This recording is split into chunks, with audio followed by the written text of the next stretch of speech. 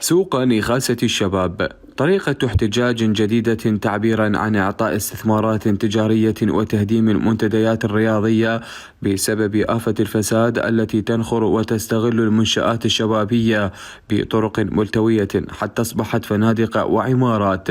ها هم يقفون مكبلي الأيدي وحاملين طموحاتهم بمختلف الأصناف الرياضية. تنويع طرق الاحتجاج هي طبعا قضية جدا خلينا نقول راقية وطريقة مثقفة عسى أن تصل إلى المسؤول بعدة طرق. اليوم طبعا الشباب في وقفتهم هذه أمام مديرية الشباب ورياضة كربلاء هو دا يوصلون رسالة حول قضية الاستثمار، ومن ما تشوفون هاي طريقة النخاسة اللي تشوفوها اللي هي قضية أنه يستثمرون بالشباب من أجل أنه يستفادون بالأموال ويستفادون بالمشاريع وما شابه، وبعد ذلك مباشرة تنتثر وتروح المشاريع الشبابية والرياضية وتظهر إلى العلن فقط المشاريع التجارية.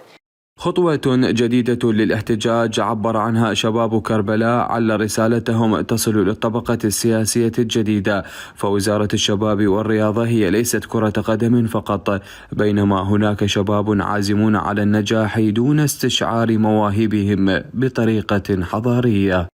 بعد أن عجزنا لمدة 8 سنوات من المناشدات ومن المخاطبات لوزارة الشباب والرياضة والمديريات المختلفة للاهتمام بملف الشباب، يعني احنا نقول لهم انتم مو وزارة كرة قدم فقط، وانما انتم وزارة عندكم ملف الشباب اللي يعتبرون من اهم موارد هذا البلد، يعني الشباب يعادلون النفط لانهم يمثلون مستقبل هذا البلد، ولكن للاسف هنالك اهمال كبير. الاكثر من هذا انه انصدمنا سنة بعد سنة بدأت منشآتنا الشبابية والرياضية تنط استثمارات، يعني تخيل منتدى اللي كنا نلعب به سلة وطائرة وكرة قدم صار مول.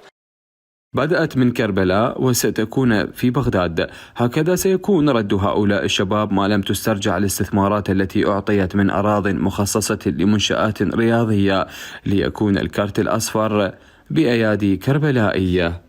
فيما لو لم يتم حل هذه المشاكل خلال هذه الدورة البرلمانية ستكون هنالك خطوات تصعيدية من أجل وضع حل لهذه المشاكل، وستكون هذه الخطوات التصعيدية في وسط العاصمة بغداد وأمام وزارة الشباب والرياضة.